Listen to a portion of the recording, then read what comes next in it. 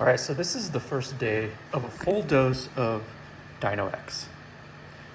And everything looks okay.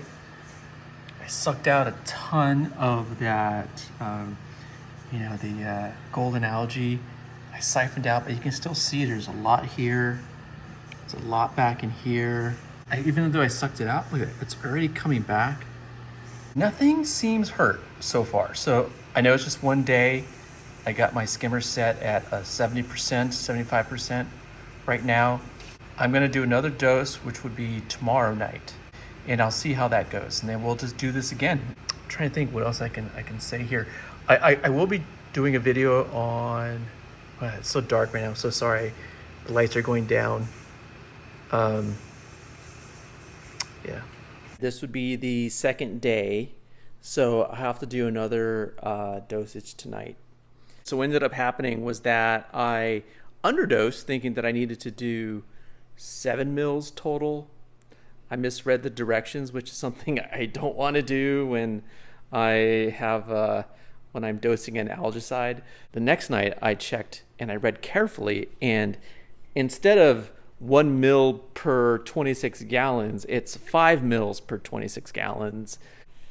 And you can see I sucked it all up the day I started on that first dose, and it just all came back. Everything looks kind of like good.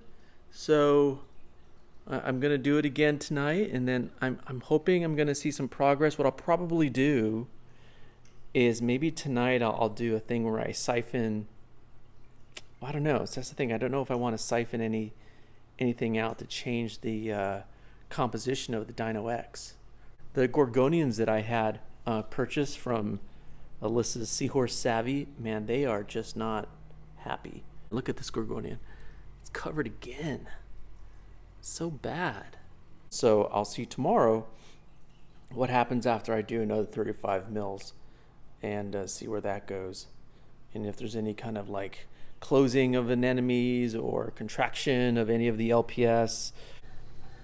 Somebody was asking in the comments about this third-party roller or a fleece roll for the Red Sea 1200. The third party I'm using is Precision Converting. I'll leave a link to it down below, as well as a link to the Reef to Reef thread about it. But I mean, it's working awesome.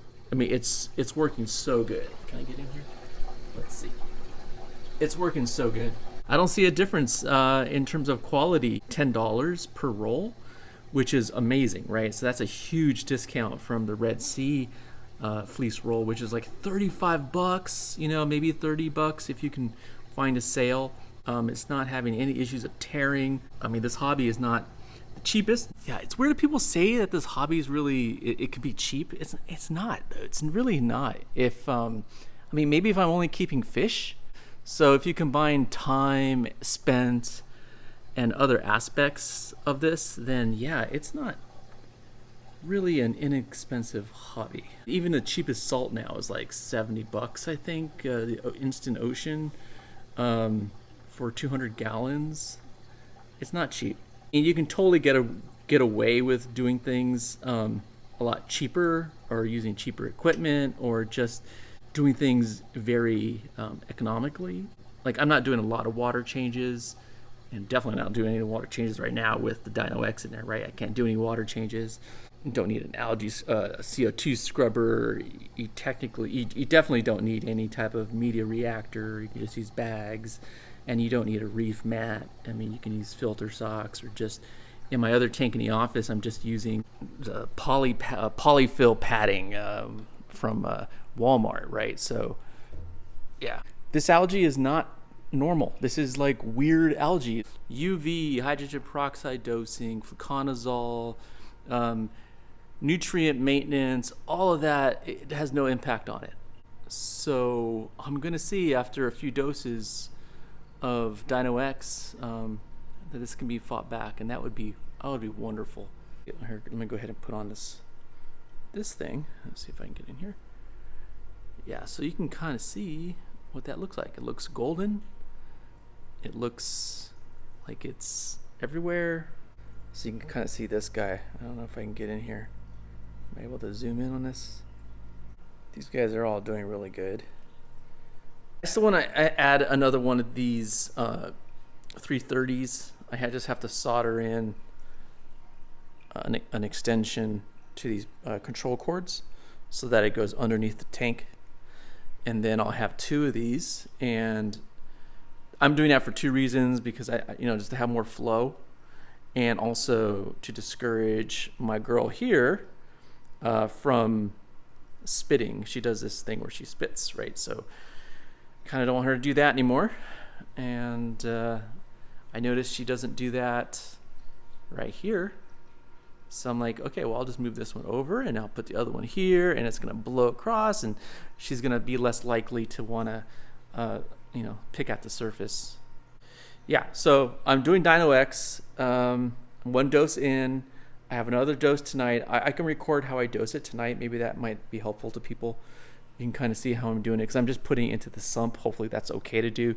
I don't like the idea of putting it directly into the display, where a concentration might flow into one of the fish's face. I don't want that to happen. So I'm doing it inside the sump, and I can show how that looks. 35 mil line right there. So I'm going to use this going to here so I don't make a mistake.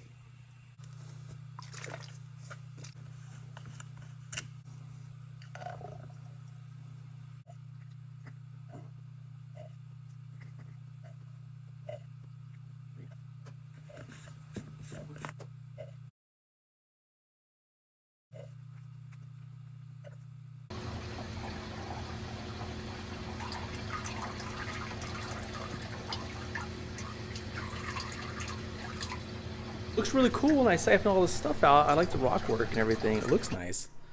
But man, that stuff just grows back. Look at it right here. You can see it. Look at all that stuff, right?